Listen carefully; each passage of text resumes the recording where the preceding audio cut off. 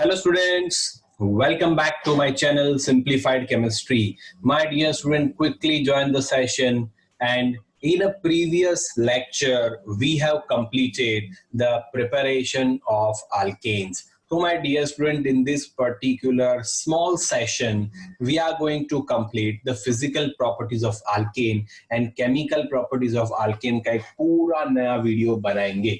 तो आइए आज हम देखते हैं physical properties of alkane. Generally सब लोग इसे छोड़ देते हैं, बट ये बहुत ही समझने वाली बात है। ठीक है, तो हम दोस्तों इधर बात कर रहे हैं अल्केन की फिजिकल प्रॉपर्टीज की। तो अल्केन के एग्जांपल्स हम लिखते हैं, जैसे CH4 है, फिर CH3 है, इसे क्या कहते हैं, इथेन कहते हैं। एंड फिर क्या है, CH3 CH2 CH3, जिसे क्या कहते हैं दोस्तों, अपने प्रोपेन कहते हैं।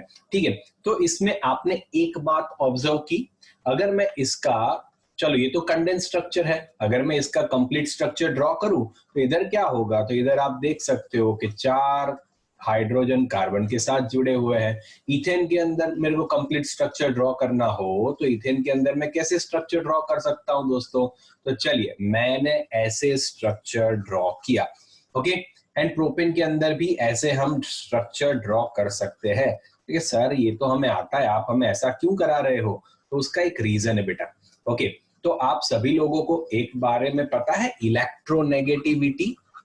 ओके, ये तो आपको पता होगा। ठीक है, हमने 11th स्टैंडर्ड में ओके चैप्टर नंबर 3 में पढ़ा हुआ है इलेक्ट्रोनेगेटिविटी। तो ये जब कोई भी एलिमेंट जब बॉन्डेड फॉर्म में होता है तब उसकी इलेक्ट्रॉन को अट्रैक्ट करने की टेंडेंसी, उसे इलेक्ट्रोनेगेटिविटी कहते हैं। तो इस पे आपको एक बात याद रखनी पड़ेगी बेटा, कार्बन एंड हाइड्रोजन की इलेक्ट्रोनेगेटिविटी डिफरेंट तो होती है बट ऑलमोस्ट सेम होती है। ऑलमोस्ट क्या होती है, सेम होती है।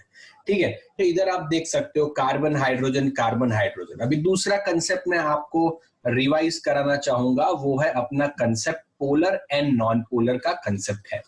तो पोलर किसे कहते हैं, तो हमने चैप्टर नंबर 4 केमिकल बॉन्डिंग में देखा था कि जिसका mu net is not equal to 0 है तो उसे पोलर कहते थे, एंड जिसका mu net is equal to 0 था उसे नॉन पोलर कहते थे। एक बार रिवाइज करा देता हूं।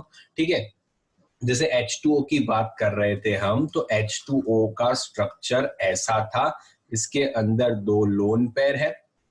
तो डाइपोल मोमेंट जो होता है ओके, वो कहां से कहां जाता है, लोअर इलेक्ट्रोनेगेटिव से हायर इलेक्ट्रोनेगेटिव की ओर जाता है। तो एक डाइपोल मोमेंट ये डायरेक्शन में होगा, एक डाइपोल मोमेंट ये डायरेक्शन में होगा, यहां से लोन पेयर तक, एक इधर और एक इधर। दोस्तों मैंने इसकी बहुत ही इनफ प्रैक्टिस आप लोगों को करवाई हुई है।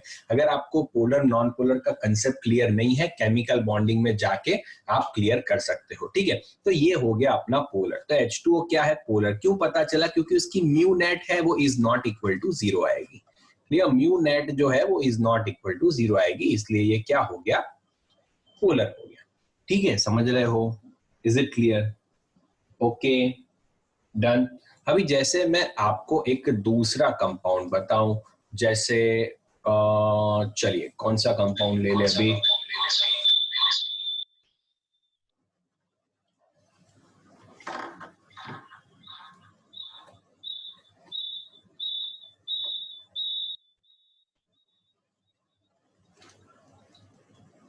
Okay, sorry for the disturbance my dear student. Okay, just a minute, थोड़ा डिस्टर्बेंस है।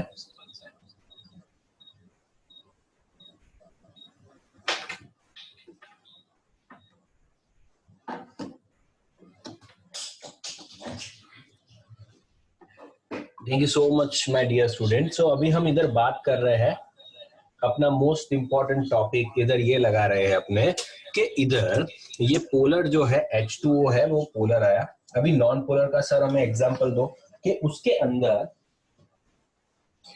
अंदर हमें पता तो है कि भाई म्यू नेट जो है वो इज इक्वल टू क्या आएगा, म्यू नेट अपना इज इक्वल टू 0 आएगा। ओके, कि सर हमें एक एग्जांपल तो दो, तब हमें पता चलेगा ना। ओके, तो चलिए अपने एग्जांपल लेते हैं BF3 का। तो ये अपना आ गया BF3।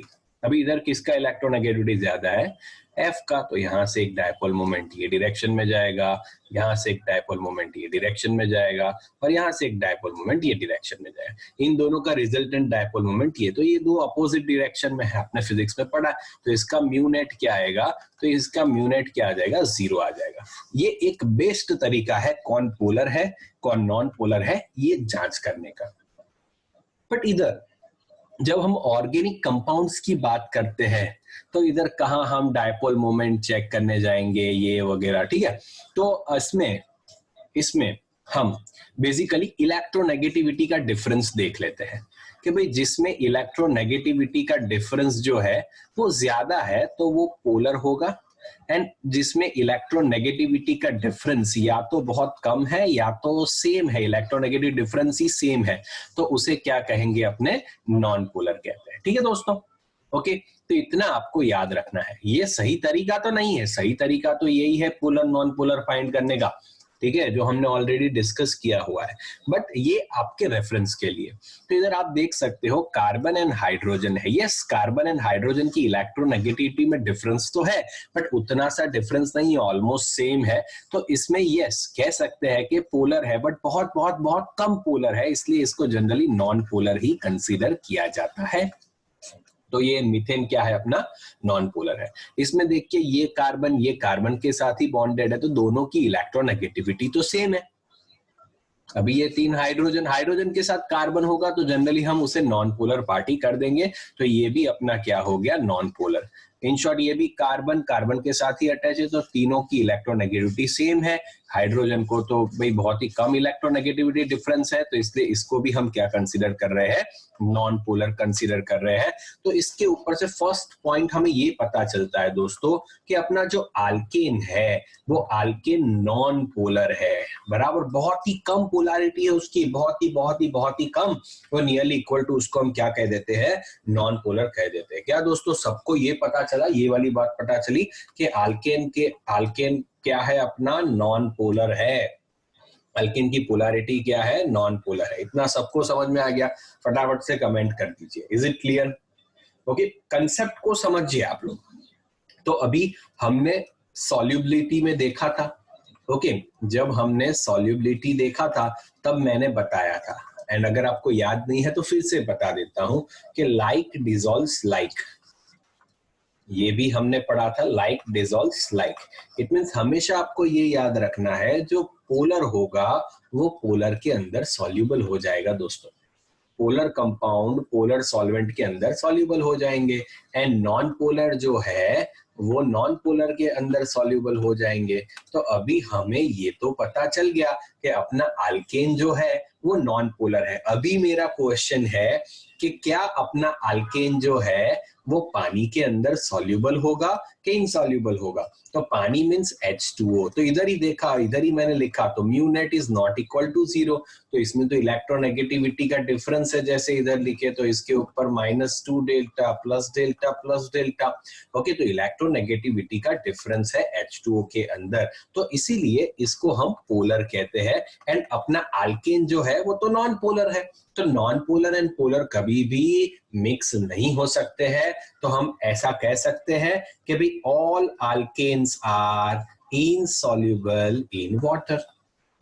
ठीक है दोस्तों, आप समझो, आपको याद नहीं रखना है, रटना नहीं है कि इनसॉल्युबल इन वाटर क्यों है, आप कंसेप्ट को समझिए कि भाई अल्केन नॉन पोलर है इसकी वजह से। Is it clear? And water polar है इसलिए वो दोनों मिक्स नहीं हो सकते। Is it clear? तो इसीलिए आप कह सकते हो कि ये इनसॉल्युबल इन वाटर है। Is it clear my dear student? Okay, चलिए अभी आगे बढ़ते हैं। तो अभी मेरा क्वेश्चन ये है कि क्या अल्केन है, अल्केन तो किसमें सॉल्युबल होगा?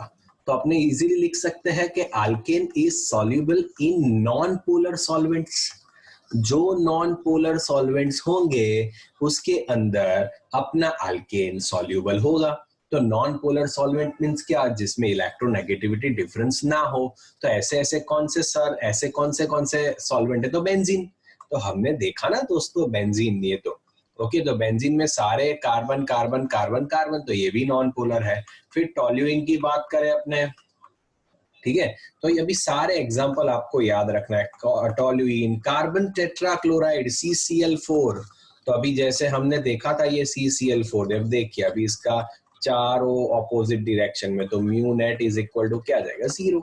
तो CCl कार्बन टेट्राक्लोराइड है, CS2 है कार्बन डाइसल्फाइड, ये सारे नॉन पोलर सॉल्वेंट है। तो इस सबके अंदर अपना बेंजीन, अपना अल्केन जो है वो सॉल्युबल है।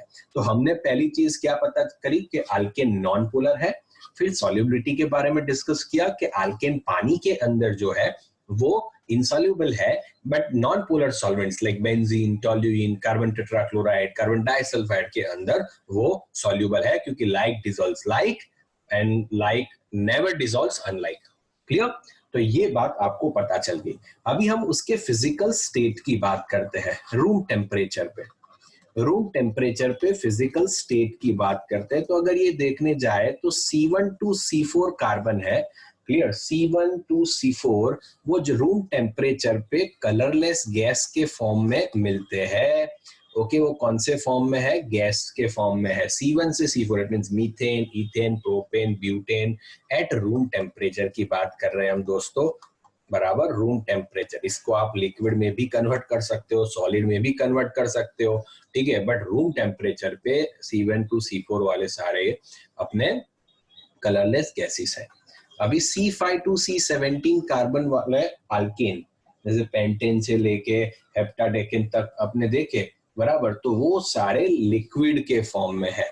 वो कौन से फॉर्म में? रूम टेम्परेचर पे लिक्विड फॉर्म में, वो भी कलरलेस ही है। तो चलो मैं इधर भी लिख लूं कि वो भी कलरलेस ही है। ओके, एंड मोर देन आप देख सकते हो rest C18 and more are waxy solids. It means solid तो एकदम हार्ड वाले सॉलिड नहीं, थोड़ा वैक्स जैसा सॉलिड। ओके, तो वैक्सी सॉलिड है एंड वो भी दोस्तों कलरलेस होते हैं। ये खाली पॉइंट आपको याद रखना पड़ेगा। ओके, तो ये उसका फिजिकल स्टेट है। ओके, तो चलो फिजिकल स्टेट समझ लिया। अभी हमें बहुत ही इंपॉर्टेंट सी बात देखनी है एंड हमें बात करनी है बॉइलिंग पॉइंट की। ओके, तो बॉइलिंग पॉइंट, तो बेसिकली आप समझिए दोस्तों बॉइलिंग पॉइंट होता क्या है।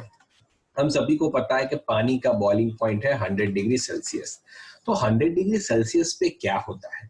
100 डिग्री सेल्सियस पे लिक्विड जो H2O है वो वेपर H2O में, सॉरी मैंने साइन ये बता दिया, वो वेपर में कन्वर्ट हो जाता है H2O, बट उसके क्या बॉन्ड टूटते हैं?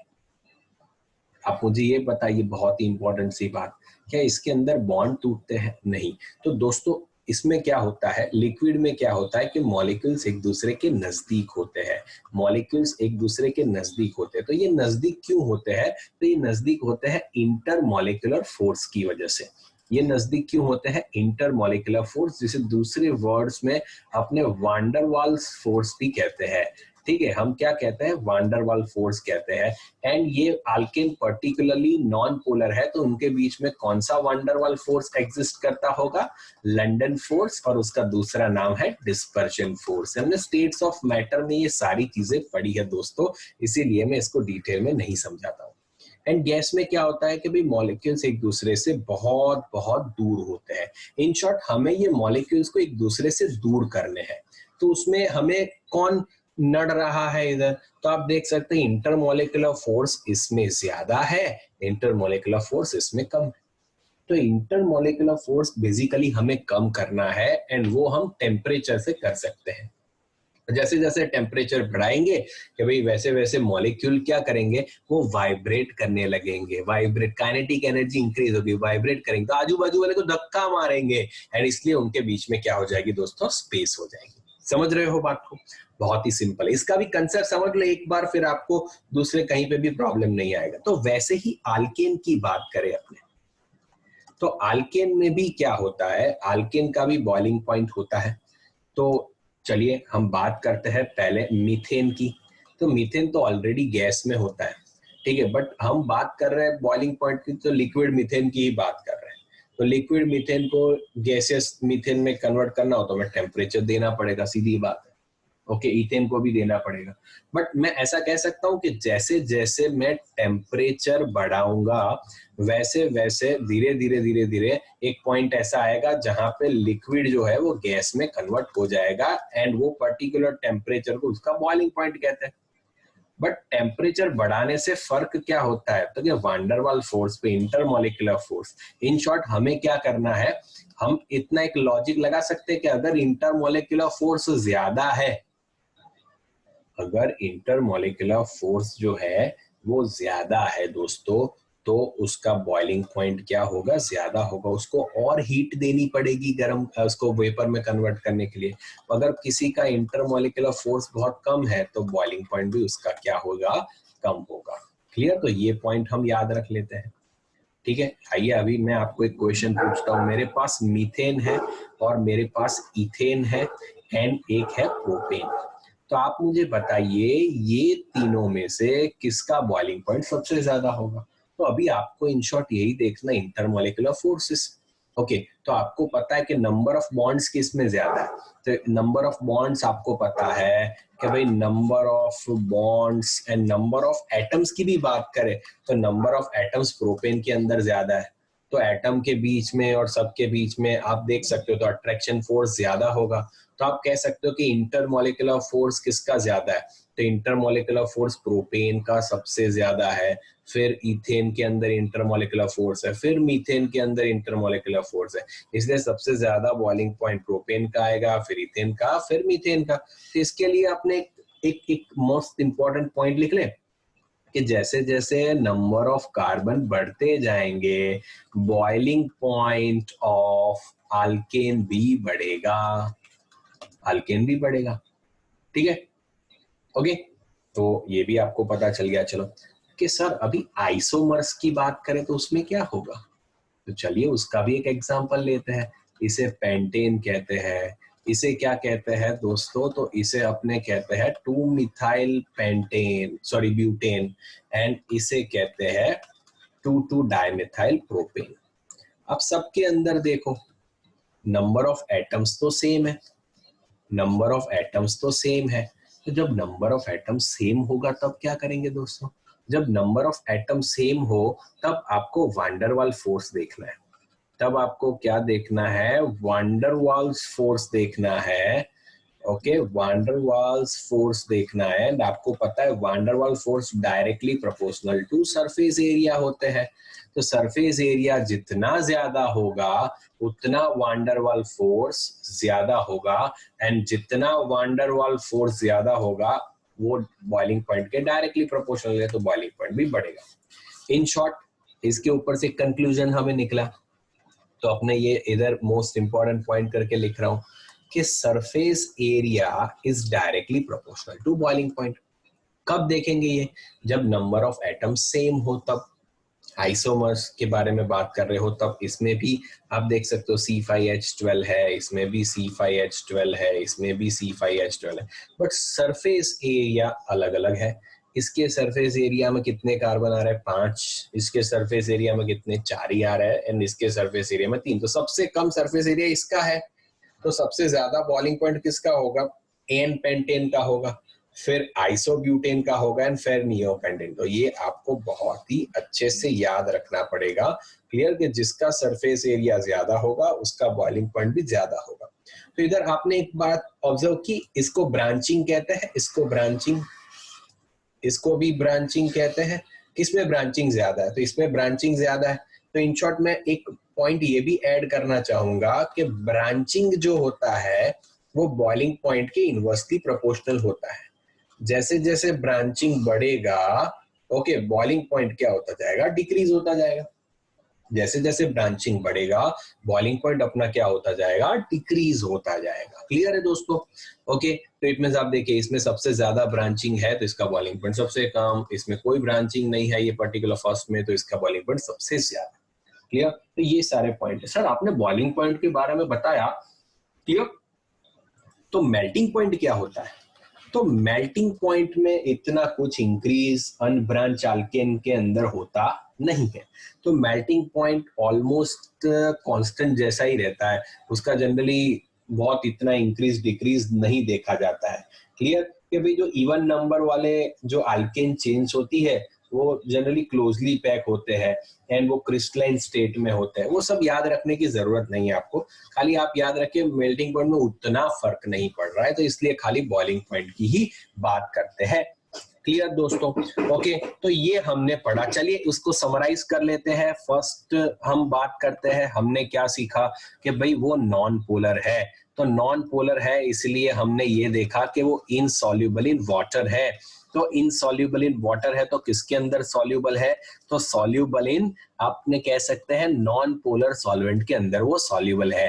तीसरा पॉइंट लिखे तो अपने सीधा लिख सकते हैं कि जैसे जैसे नंबर ऑफ कार्बन बढ़ेंगे उसका बॉइलिंग पॉइंट इंक्रीज होगा।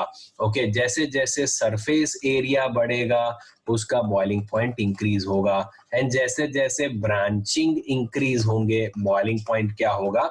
डिक्रीज होगा। ये मेन पॉइंट हमने पढ़े, बट मैंने आपको डिटेल में कंसेप्ट के साथ समझा, इसलिए इतने छोटे से 3 पॉइंट आप याद भी रख सकते हो, बट कंसेप्ट का मामला है दोस्तों तो आपको समझना जरूरी है। ठीक है, आइए अभी इसके ऊपर से क्वेश्चंस देखते हैं कैसे कैसे क्वेश्चन आते हैं। यहाँ पे फिजिकल प्रॉपर्टीज खत्म हो गई है। ठीक है, तो अगर आपको ऐसे पूछे कि मैं आपको 2 कंपाउंड, चलिए ए देता हूं, उसके अंदर एक ये कंपाउंड है और ये कंपाउंड है, तो इन दोनों में से किसका बॉइलिंग पॉइंट ज्यादा होगा? आप मुझे बताइए किसका बॉइलिंग पॉइंट ज्यादा होगा। तो आप देखिए 1 2 3 4, इधर 1 2 3, तो ये सरफेस एरिया पे देखेंगे 4 4 ही कार्बन है, तो कार्बन वाला तो नहीं आएगा। नंबर ऑफ कार्बन ज्यादा तो बॉइलिंग पॉइंट ज्यादा, तो कार्बन तो सेम है। तब सरफेस एरिया देखना है, सरफेस एरिया किसका ज्यादा? इसका ज्यादा, तो इसका बॉइलिंग पॉइंट ज्यादा होगा। Is it clear? ओके, चलिए तो अब देखते हैं आप कितने होशियार हो। ओके, चलो इसको मैं फर्स्ट देता हूँ, इसको 2 देता हूँ। फटाफट से कमेंट करिए चैट बॉक्स के अंदर किसका बॉइलिंग पॉइंट सबसे ज्यादा होगा। तो कार्बन देखिए 1 2 3 4 एंड 5, इधर 1 2 3 4 एंड 5, तो दोस्तों इधर भी सरफेस एरिया तो सेम है, सॉरी नंबर ऑफ कार्बन तो सेम है, तो सरफेस एरिया से देखना पड़ेगा, इसका सरफेस एरिया ज्यादा है तो 2 का बॉइलिंग पॉइंट ज्यादा होगा। अभी सी के अंदर बात करें तो क्या करेंगे, देखिए ये वाला स्ट्रक्चर दिया है एंड दूसरा ये, तो इसमें कितने कार्बन आ गए? 4 कार्बन आ गए, इसमें 3 कार्बन आ गए, तो आप ही बताइए किसका ज्यादा होगा? 4 कार्बन वाला, नंबर ऑफ कार्बन ज्यादा, बॉइलिंग पॉइंट क्या होगा? ज्यादा होगा। समझ लिया बच्चों आपने? ठीक है, ऐसे क्वेश्चंस आते हैं तो टेंशन लेने की जरूरत नहीं है। ओके, चलिए अभी मैं एक लिस्ट देता हूं। मेरे पास एन पेंटेन है, बहुत ध्यान से देख लीजिए, एन पेंटेन है, मेरे पास एन हेप्टेन भी है, फिर मैंने दिया है 2 मिथाइल हेक्सेन। आप देखते जाइए मैं क्या क्या लिख रहा हूँ। 2 मिथाइल हेक्सेन, फिर मेरे पास है 2 methyl heptane, 2 methyl heptane, and fifth अपना है 3 डाइमिथाइल पेंटेन। तो ये सारे स्ट्रक्चर मैंने आपको दे दिए हैं। ओके, आप लोगों को क्या करना है, बॉइलिंग पॉइंट का डिसेंडिंग ऑर्डर मुझे बताना है। इन सब में बॉइलिंग पॉइंट का डिसेंडिंग ऑर्डर, तो दोस्तों डिसेंडिंग ऑर्डर बताने के लिए पहले सबके स्ट्रक्चर बना दो। CH3 CH2 CH2 CH2 CH3 pentane हो गया। हेप्टेन के बारे में क्या मैं ऐसे लिख सकता हूँ, 1 2 बराबर 5 एंड CH3, ये हेप्टेन हो गया। 2 मिथाइल हेक्सेन क्या होगा, CH3 CH CH3 CH2 CH2 CH2 CH3, ये 2 मिथाइल हेक्सेन हो गया थर्ड। अभी ये देखिए 2 मिथाइल हेप्टेन क्या होगा,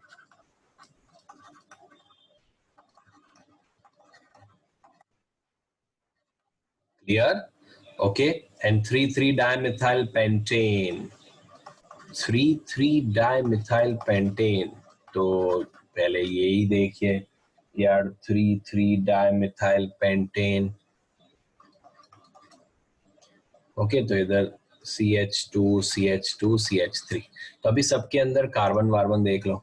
ए क्या कितने कार्बन है, इसके अंदर 5 कार्बन है, इसके अंदर कितने कार्बन है, 7 कार्बन है, इसके अंदर 1 2 3 4 5 6 7, इसके अंदर भी 7 कार्बन है, 1 2 3 4 5 6 7 8, इसके अंदर 8 कार्बन है, 1 2 3 4 5 6 7, इसके अंदर 7 कार्बन है। तो अभी सबसे ज्यादा किसका होगा, तो भाई 8 कार्बन वाला। इट मीन अपना 4 नंबर, इसको भी नंबर दे देते तो हमें नंबरिंग में आसानी रहेगी, 3 4 5। ओके, तो 4 नंबर का बॉइलिंग पॉइंट सबसे ज्यादा होगा। फिर 7 नंबर वाले आएंगे, ये आया ये आया ये आया, तो फिर तीनों में 7 है, तो फिर अपने क्या देखेंगे, structure, surface area, surface area इसका सबसे ज्यादा होगा। ठीक है, तो 2 का आएगा, फिर आप देख सकते हो 3 का आएगा, फिर आप देख सकते हो 5 एंड सबसे कम कार्बन इसके अंदर तो 1। तो ये हो गया ऑर्डर अपना बॉइलिंग पॉइंट का दोस्तों। तो बॉइलिंग पॉइंट के ऐसे छोटे से क्वेश्चंस आ सकते हैं, ठीक है। चलिए अभी मैं आपको होमवर्क में दे रहा हूं एक एमसीक्यू में 4 ऑप्शन दे रहा हूं आपको, देख लीजिएगा ध्यान से, ऐसा हो तो लिख लीजिए दोस्तों तो आपको आसानी रहेगी। Okay, A B C and D, तो ये सबके अंदर किसका बॉइलिंग पॉइंट मैक्सिमम है? Which of the following has maximum boiling point, किसका बॉइलिंग पॉइंट सबसे ज्यादा है दोस्तों, ये आपको पता करना है। ए बी सी डी, अगर आपने बहुत अच्छे से फिजिकल प्रॉपर्टीज ऑफ अल्केन पता कर दिया हो तो आप मुझे जरूर बता देना, ठीक है, कमेंट में। ओके दोस्तों, तो आज का लेक्चर अपने यहाँ तक ही रख रहे हैं। क्यों? क्योंकि केमिकल प्रॉपर्टीज एक बड़ा सा टॉपिक है, तो कल अपने केमिकल प्रॉपर्टीज के वीडियो के साथ अपने मिलेंगे। आशा रख रहा हूँ आपको सब कुछ समझ में आ गया होगा। अगर समझ में आ गया हो तो कमेंट करिए। बहुत ही छोटा सा टॉपिक था बट बहुत डिटेल में ले गया, इसलिए थोड़ा लेक्चर मैंने बड़ा बना दिया है, बट कंसेप्ट आप समझो, आपको आगे बहुत काम में आएंगे। ठीक है दोस्तों, क्लियर? होप, आशा रख रहा हूँ आपको मजा आ गया होगा। ठीक है, ओके। सो बच्चों please take care, stay home, stay safe and comment करते रहना। जिन लोगों को नहीं आता है उनको बताते रहना, ठीक है? Okay, bye bye.